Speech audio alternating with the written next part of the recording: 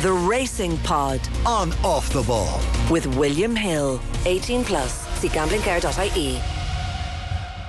Welcome to the Racing Pod with Johnny Ward standing in for the last time for the foreseeable for John Duggan, and JD, like us all, absolutely salivating in relation to the weekend racing. The Fighting Fifth at Newcastle is everything, I suppose, as the Morgiana wasn't last weekend. We have three proper prospects and indeed horses going hopefully toe to toe in a race that's not only hard to call but hard to price up. What'll even go off favourite in it?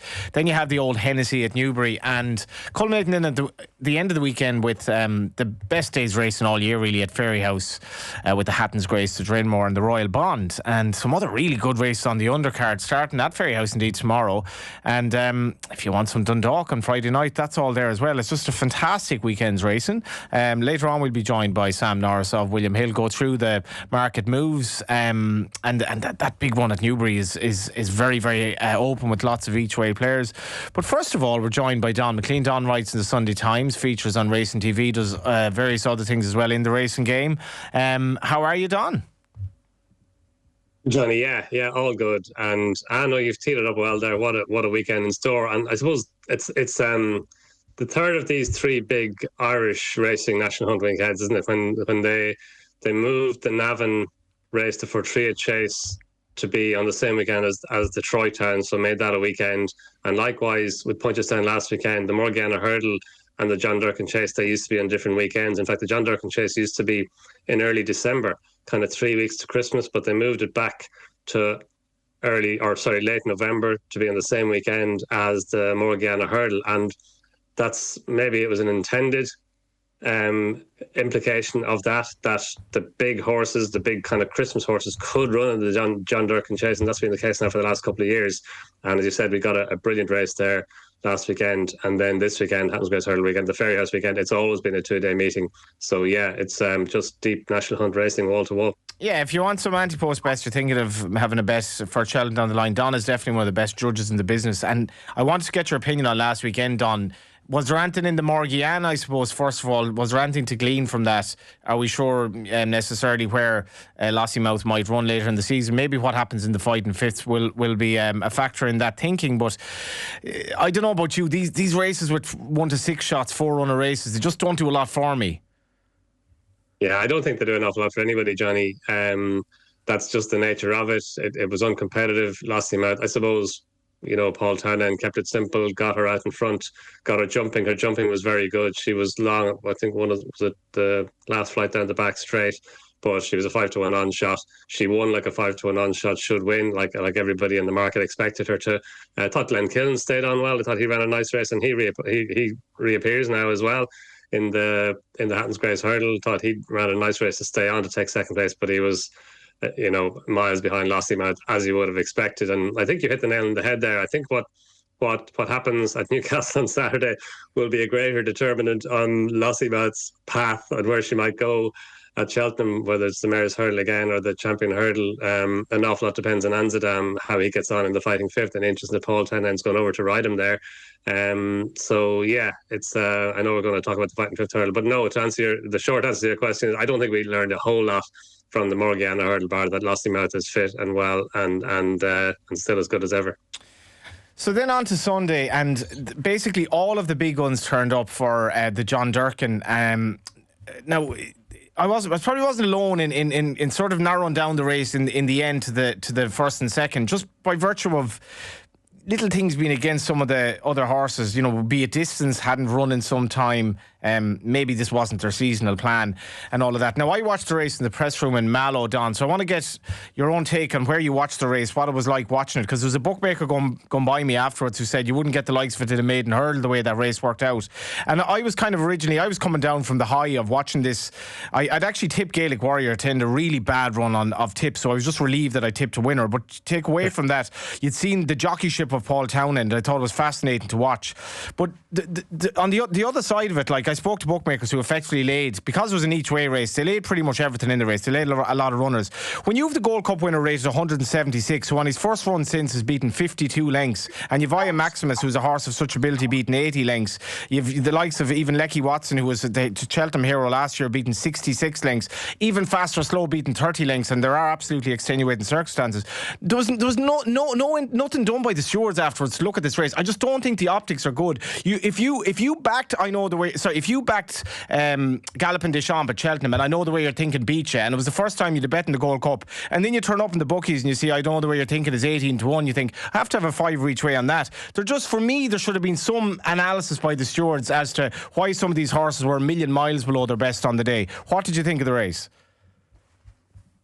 Yeah, look, I thought it was a hell of a race, Johnny. I thought it had everything, really. Like, of course, the two protagonists, Gaelic Warrior and Factifile, they were both brilliant, and Factifile was beaten, but I don't think he lost a huge amount in defeat. Like, where I watched the race, I was at Punchestown, I was working for Racing TV, so I kind of, the Racing TV presentation stand, it's behind the stands, so I watched it on the screen at the races. Like, even from before the start, you could see that Paul Townend was lining up. Gaelic Warrior was going to go, and Paul said afterwards that he wanted to go, so he just let him go. He didn't really interfere with him, and he set up that lead. Like, I just think he was going too fast for the horses in behind. Like, those horses in behind, Johnny, they were a lot of them were making their season returns. A lot of them were competing over a trip that's a good bit short of their best. Like, it's 2 miles, 3.5 furlongs. It's not even 2.5 miles. And these are, as you said, Gold Cup horses, 3 mile horses. Lecky Watson, the Brown Advisory Chase winner. I know the way you're thinking, the Gold Cup win, and that's 3 miles, 2.5 furlongs. So it's different trips, and they're having their first runs. And if you look at the sectional times, like Gaelic Warrior and Factifile, they were both a good bit faster than all the others through the final 4 furlongs of the race. They were over a second faster through the final furlong than everything else in the race. Wow. So it wasn't like they gave them an easy lead and then left it too late before they tried to close them down.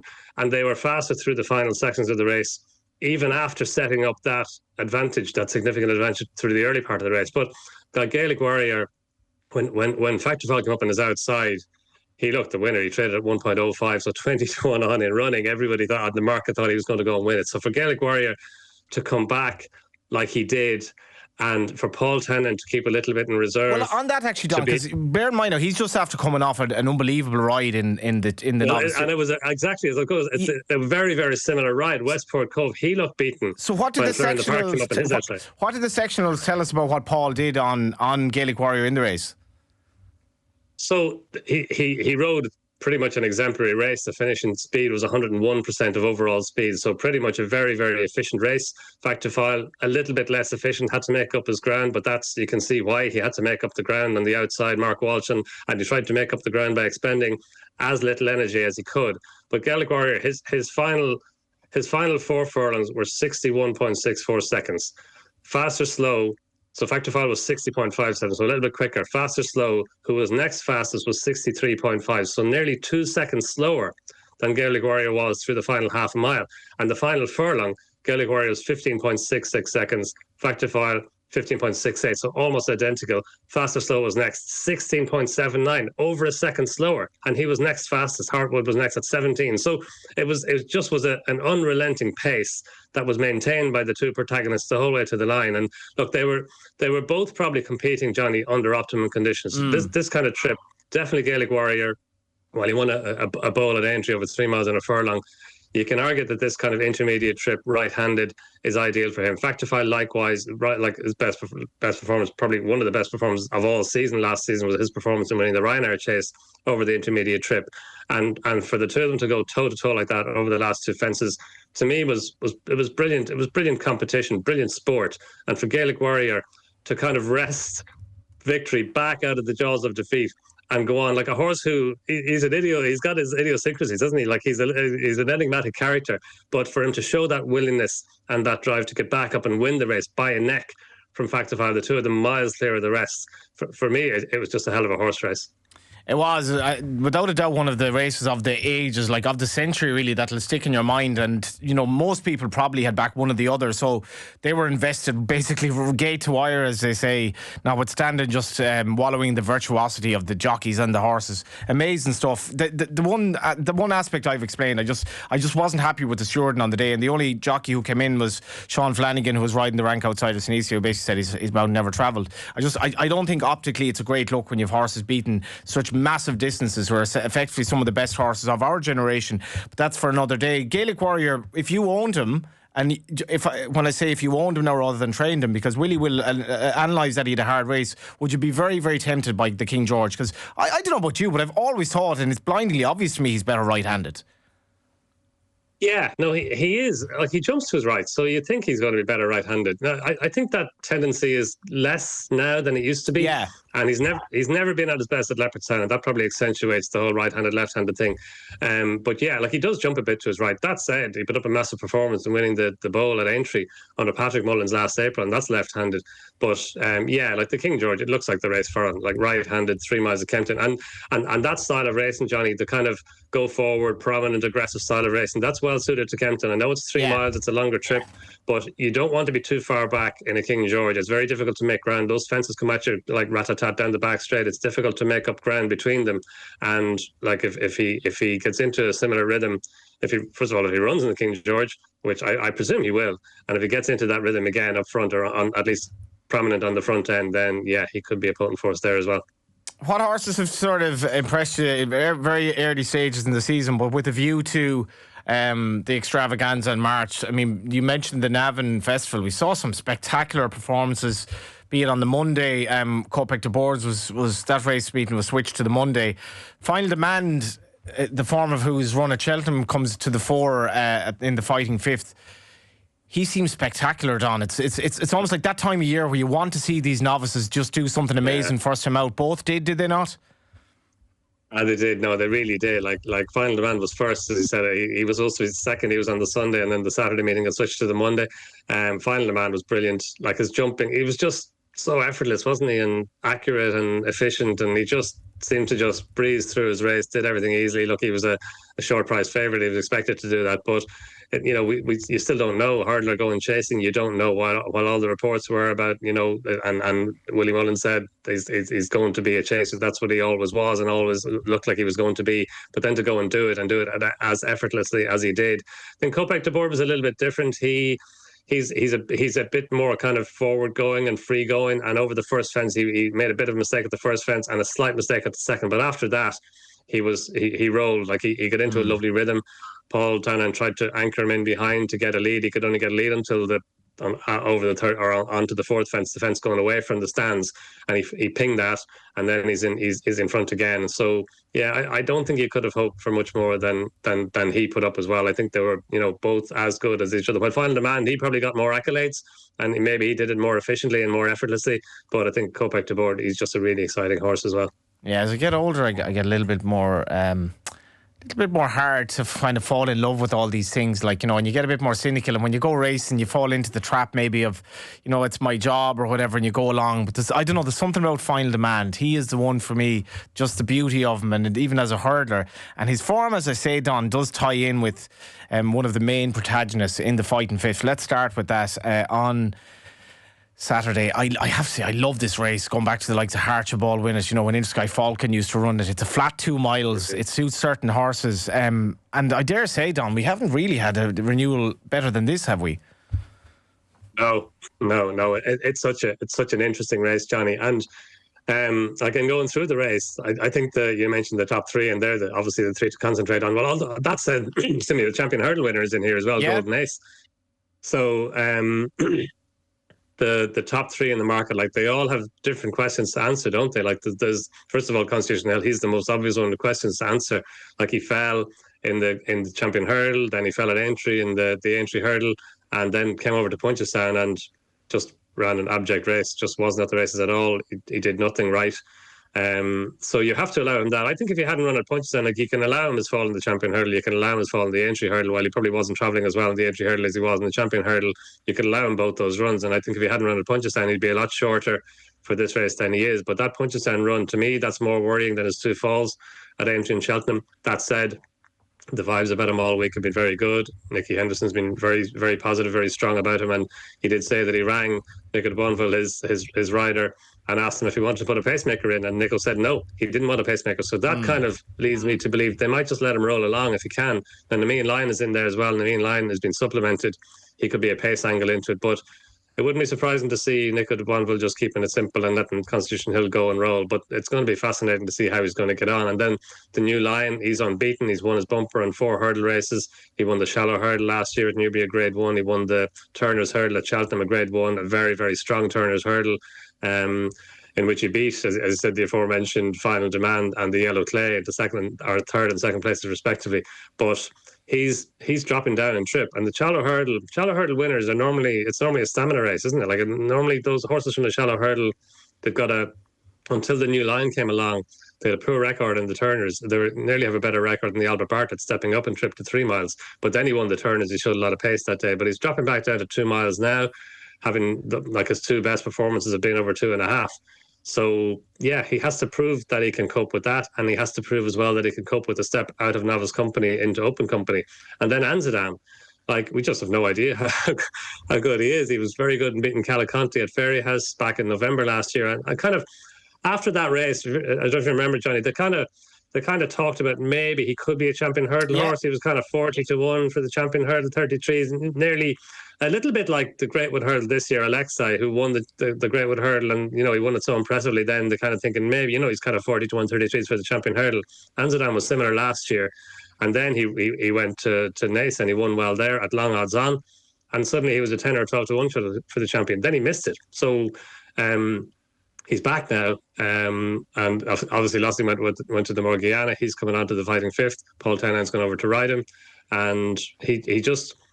We just don't know how good he could be. He could be as good as these. He could be better, or he might just be just not be up to this level. But we'll find it all out hopefully on Saturday. It really has everything, because as you say, even the two outsiders in the race have solid form. Golden Ace might be sort of forgotten about, but as you say, champion hurdle winner. And the other point then, Don, is you alluded to this in relation to tactics. Anzadam is a typical authorised. He's a bit very, very free-going at times. Constitution Hill has had such a botched preparation for anything, fall, flop. And this is in relation to a horse who's run, basically, he's run 5 times in the last 2 years, and 2 of them he didn't complete, and 1 of them he pretty much didn't complete. So he's a massive question to answer, albeit he can probably be ridden whatever way you want. But the new line, I mean, if this race is tactical and he manages to win it, he must be a hell of a racehorse. Yeah, of them all, he's probably the most solid, isn't he? He was such a good novice last year, and we know that the Turner's hurdle winners, they tend to be pacey horses. It tends to be it's kind of strange because the Supreme Novice Hurdle is over 2 miles, but it's a stamina test over 2. The Turners is over 2.5, but it's a speed test over 2.5. And we know, going back to whatever Istabak Hardy Eustace, the Turners is a good pointer to the champion hurdle the following season. So you can see why the new line is popular. And Dan Skelton, he's having a hell of a season so far. So he's going to have him primed for this. So yeah, I kind of, you talk about pricing it up. I'd have the new line in as favourite. Okay. I'd have him in front of Constitution Hill. I just think he's got fewer questions. I thought McClean bet was 2s each of 3. 7-4 each of 3, Johnny. Yeah, fair enough. I mean, I have no idea what's going to go off favourite. I have no idea what's going to go off second favourite. And isn't that a remarkable thing? You're saying the new line should be favourite. I don't know. I could see him going off favourite, but rarely do you get a race at this level where it's very, very hard to pick the front 3 in terms of the order. Yeah, it's fascinating. It really is. And, maybe there'll be market vibes on Saturday morning or on Saturday closer to the time that will kind of skew it one way or the other. But, when the 5 days were in for this earlier in the week, I just hoping they'd all be declared, which they were. And so we're going to find out. To me, it's not a race to have a bet in. It's a race to watch and learn from, and we should learn plenty. Yeah, I tend to agree. And people who don't really, I suppose, who don't get horse racing, maybe don't understand that this race will take place over 4 minutes. The market is almost as fascinating. What happens in the betting is so compelling, because as much as the betting ring isn't what it was, there could be a wild drift among the 3 horses here. You just don't know. with the question marks over Constitution Hill. And as much as the market always seems to get it pretty much right, so whatever will go off favourite, you'll massively respect that horse. And it wouldn't be amazing at all if one of these went off 7-2. That's what's so compelling about it. And then you have the race itself. And you get sucked in as a gambler to a horse who's on the drift, which is, one of the most difficult things in gambling is when you've missed the price, do you still back the horse in horse racing? And by contrast, when the horse is drifting, do you back him or her? Anyway, before we get to Sam Norris and William Hill shortly, we've got to go to Newbury, Don, for the 255, the Coral Gold Cup handicap, a race that we all know and love. Monty Starr, who's fresh from running behind Galpin de Champs when last seen his top weight. Lots of Irish runners in this. Blizzard of Oz is really interesting for me. I tipped the horse that he beat at Wexford last time. He's a good horse, Rocky's Diamond. What's your take on this? Is this the type of race? I know you tip horses. Is this the type of race you'd like to get involved in? Yeah, it's a big betting race, Johnny. Yeah, no, it's a big handicap, and as you say, like what an Irish hand going over. Like as you said, Blizzard of Oz, who I was with you on Rocky's Diamond actually at Wexford. I thought and still think that he's a horse from him. We're going to hear a good bit more. Declan Quealy's horse, but Blizzard of Oz is in there. JJ7 riding him. Spanish Harlem, the Kerry National winner, Danny Mullins, who rode him there, rides him again, and he's up £16. So it's a big ask. But it was a big performance by him in winning the Kerry National. So Willie Mullen sending him over. Percival Legalwa in here for Gavin Cromwell, and Keith Donoghue having his first run since he fell in the Grand National, which, it was a long way out, but it was a shame that he fell. But he's gone over 3-card brag for Gordon Elliott, who won at Cheltenham last time, Jordan Gainford, and him Intense Raffles, Tom Gibbons, Irish Grand National winner, Ben Bromley on board him. Actually, we haven't seen him since he ran at Clonmel there a few weeks ago. And Monty Starr, it's a lot of weight, isn't it? 12 stone in a Hennessy or in a Coral Gold Cup. But he's a grade 1 horse, Monty Starr. He had a bit of a setback early last season, didn't he? And he didn't quite fulfil the expectations that I think Connections had for him, as well as the general public. But he ran in the Gold Cup. He didn't run badly in the Irish Gold Cup either, back in February when he finished 5th behind Galopin Des Champs. So there's a chance that he'll be up to giving away the weight. And then of the English, you've got Merton in there. He was so good in winning the Ultima Chase at Cheltenham. And he's a horse who, like Cheltenham and Newbury, they're very different tracks, but he seems to be adept at different tracks.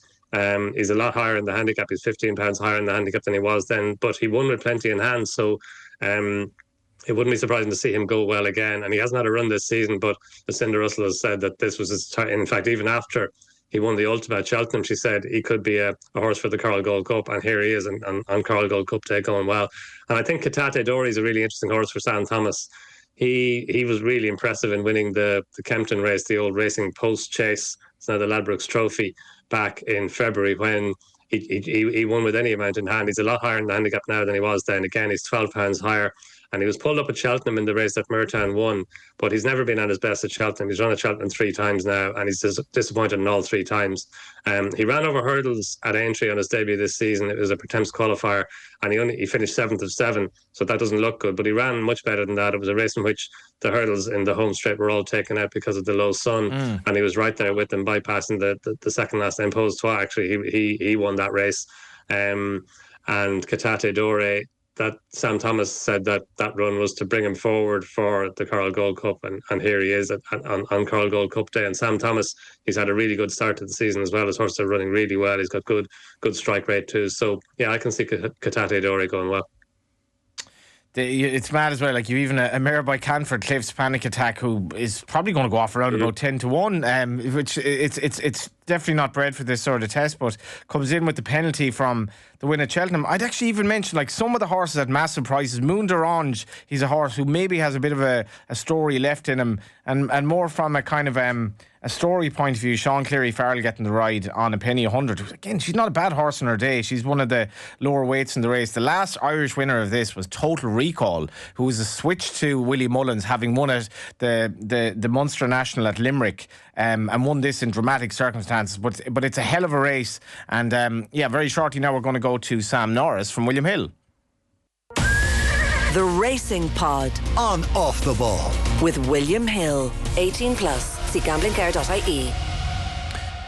We are joined now by Sam Norris of our sponsor, William Hill, and across the big one at Newbury tomorrow, if you want to have a wager each way, William Hill is a quarter the odds, a fifth. So quarter the odds, a fifth. That's a pretty big incentive, and the amount of times you back a horse to finish, I don't know, each way who finishes fifth when you've 4 places, fourth when you've 3, and so on and so forth. So maybe you'll back a horse tomorrow who will finish sixth. And to be fair, Sam, it is that type of race. You could make a case for 10 of them. None of them finishes in the first 10. Yeah, and I'm glad you mentioned that as well. Saves me from banging on about it. But yeah, we do like to enhance the fraction as well as the places. Obviously, it's a bit of a throwback. Once upon a time, quarter was the standard, wasn't it? The industry's gone away from that a little bit. But yeah, we do give punters a bit of a chance most weeks by enhancing the fraction and the place terms on certain races. And as you say, it's a really good renewal of this race actually. 5-2 on the field at the moment. Maya Town tops the betting with us. Very impressive winner of the Ultima when last seen. Lucinda Russell and Michael Scudamore going really well at the moment. So no surprise to see him popular. We've had a good spread of business on the race generally, betting wise. The Doyen Chief is marginally our worst result at the moment. He's 10 from 16 to 1.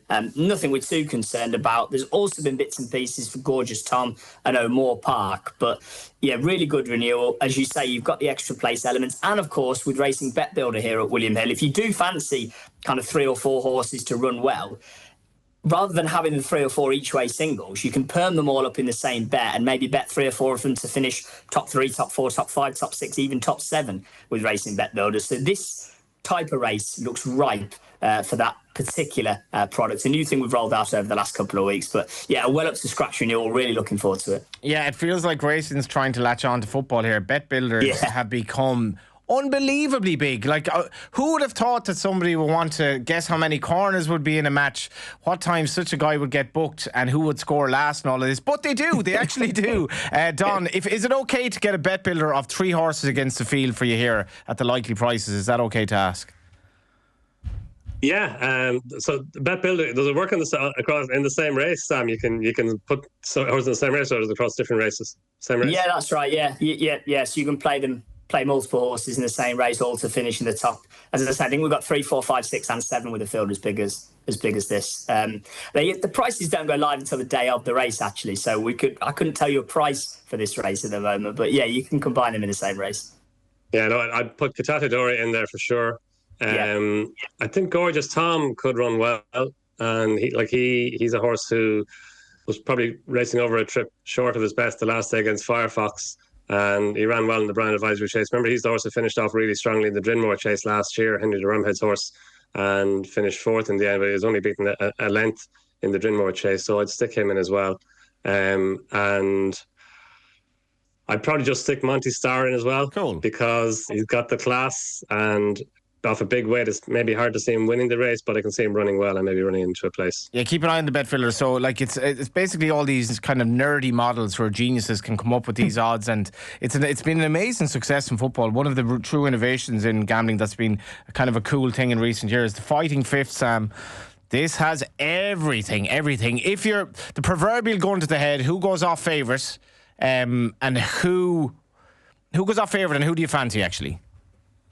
I think Constitution Hill might go our favourite. I think once we take the bulk of the money tomorrow, which, you know, obviously we talk about the markets as they are, you know, today, but Saturday is when you get the vast majority of the cash comes into the market. I think with his name, with his reputation, with his perhaps popularity amongst the once a week punters as opposed to the day-to-day bettors, I think he'll be the one who goes off fav.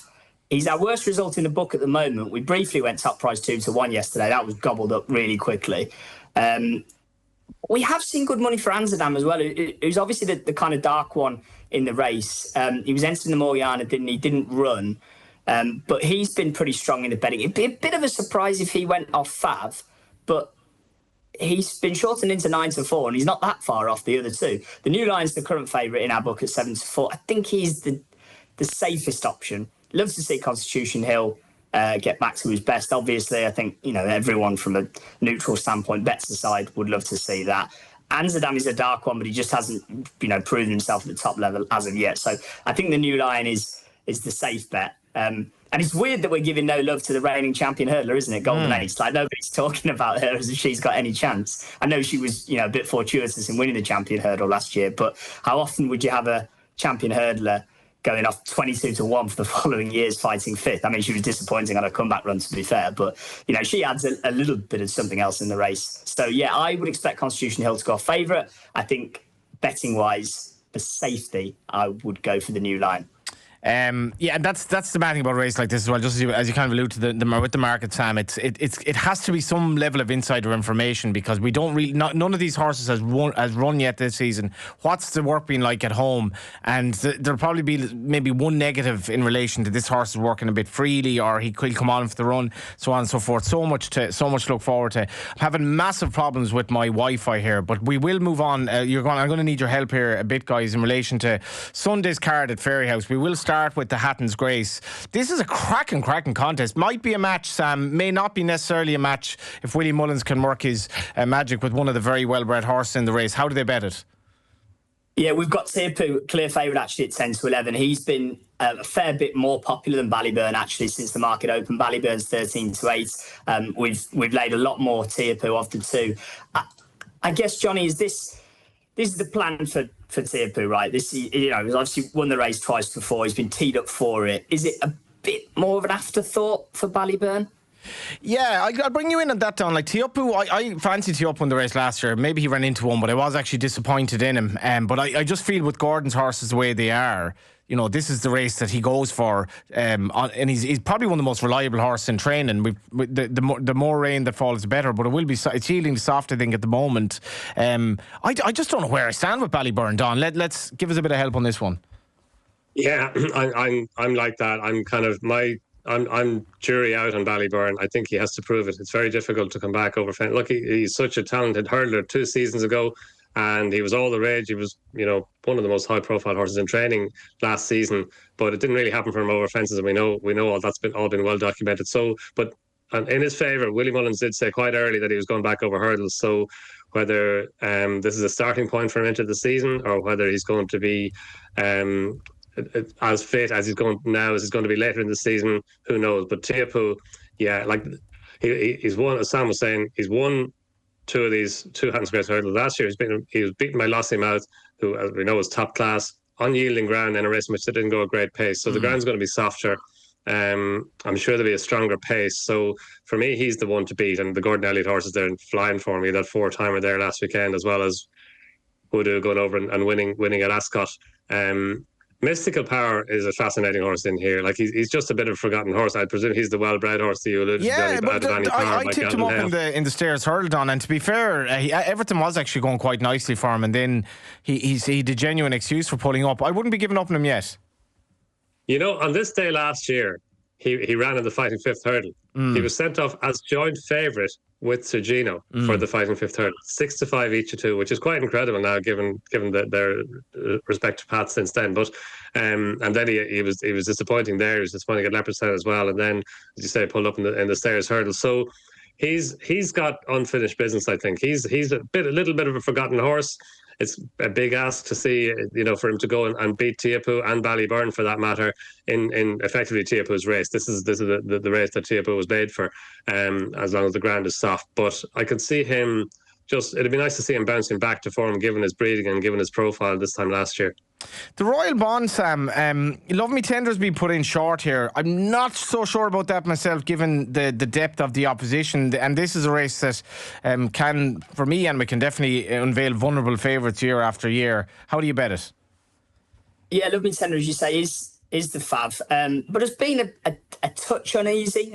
We put him up 11-10 originally. He's just eased out a touch to 11-8 now.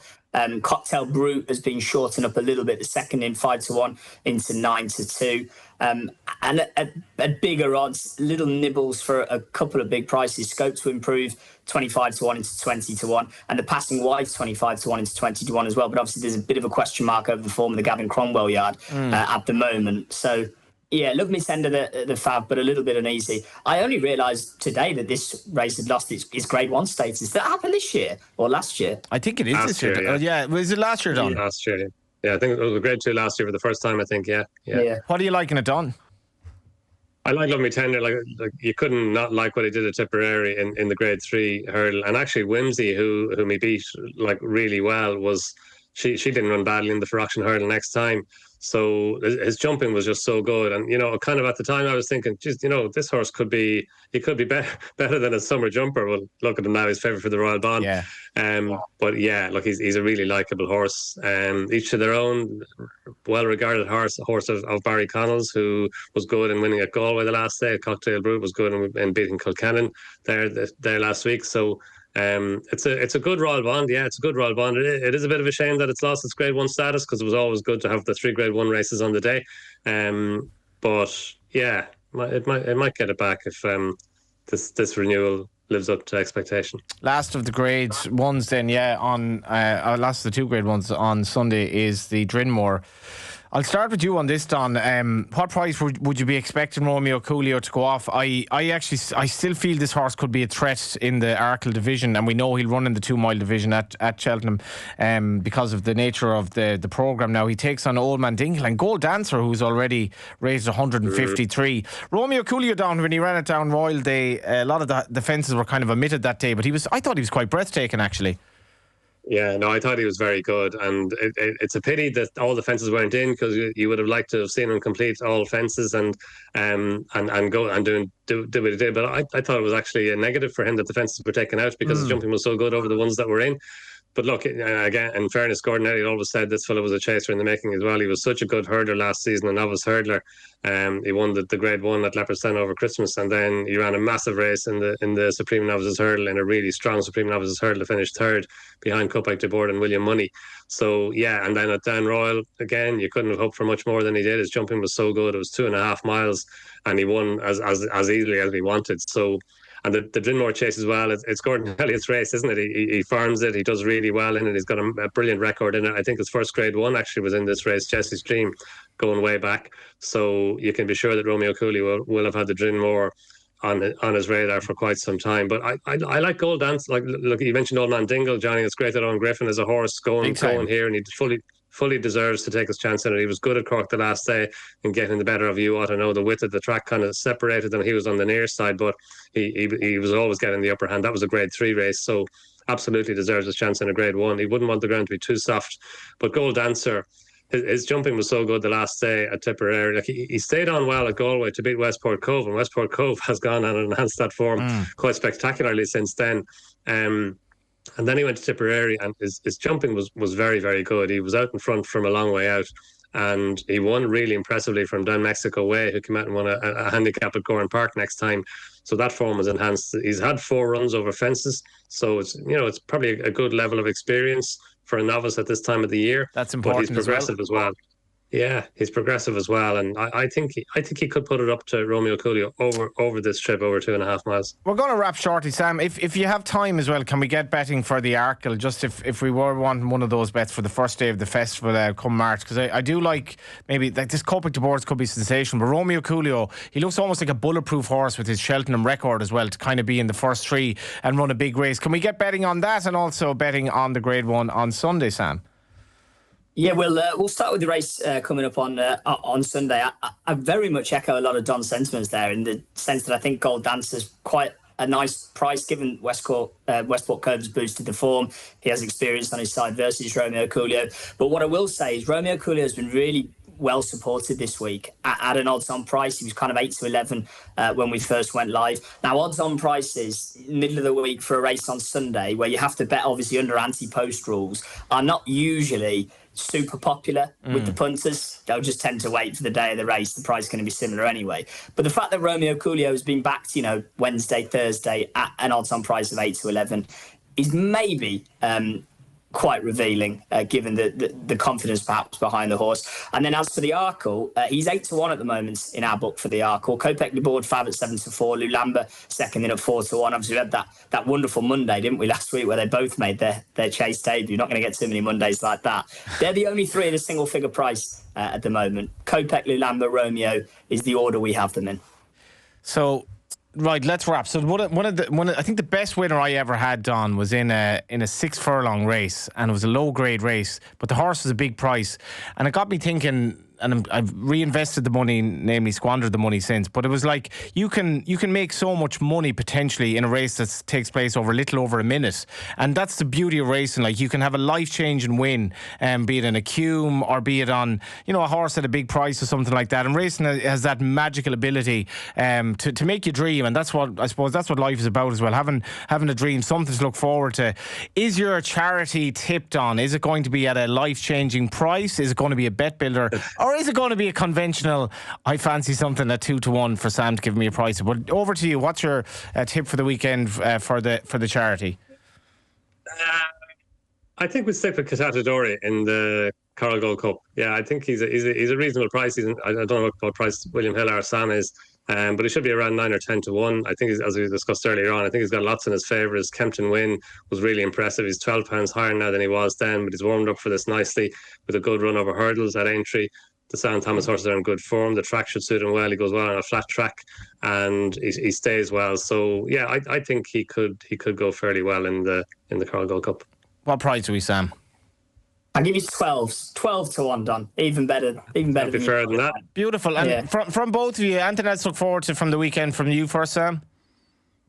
The other horse I'm somewhat interested in this weekend, 3:35 race at Newbury, Javar Allen, has been quite well backed, 11-2 into 9-2. I think he might be one of the plays of the day. He'd probably be close to Nat Material for me. So, yeah, looking forward to seeing him go in the 3:35. Thanks for your time, Sam.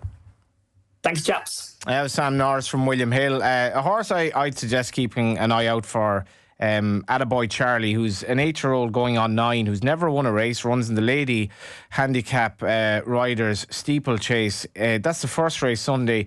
He's ridden by his owner, I think, whose last winner, I think I was there that day, but her last winner was in 2019, Emma Sweeney. So I think she basically rides the horses that she owns herself or that she has an involvement in. Now, she's riding Attaboy Charlie in that first race. Warmed up for this with a sort of a nondescript run at a big price lately at Fairyhouse. Although I do very much feel that was a means to an end. This horse is going to be a biggish price in the Lady Amateur Riders. The Lady Riders Steeplechase 12:05. Now, keep an eye out for Where's Frankie as well under Georgie Benson, who's a horse who kind of has the same sort of prep. He went to Fairyhouse for essentially a prep run lately. Also trained by Carl Thornton. Georgie Benson takes off 7. Keep an eye out as well in the race for Jodie Townend riding Solomon Lane for the excellent Martin Hassett. But at a decent price, I quite like Attaboy Charlie in the 12:05 at Fairyhouse. Over to you, Don, for the last couple of horses to look out for the weekend. Yeah, look, the Porterstown Handicap, that's always a good race on the Saturday as well, on the Sunday as well at Fairyhouse. Now as the air could be one for that, but I think that the quality of the racing, Johnny, that the grade ones, the Fighting Fifth Hurdle is probably the most interesting race of the whole weekend. It's going to be fascinating to see how that pans out, and the Hatton's Grace Hurdle as well, and the Dinmore Chase. Like I just think it's a brilliant weekend of National Hunt racing. I'm looking forward to seeing how it all pans out. It's spectacular. What are you writing about the Sunday Times Sunday? Yet to be decided, but yeah, we have it almost in the can. Wow, that's a very good editor. It's 10-2 on a Friday, and you still have to 10-2 on a Friday, and you're still deciding. That's quite glorious, actually. Don, it's brilliant having you on.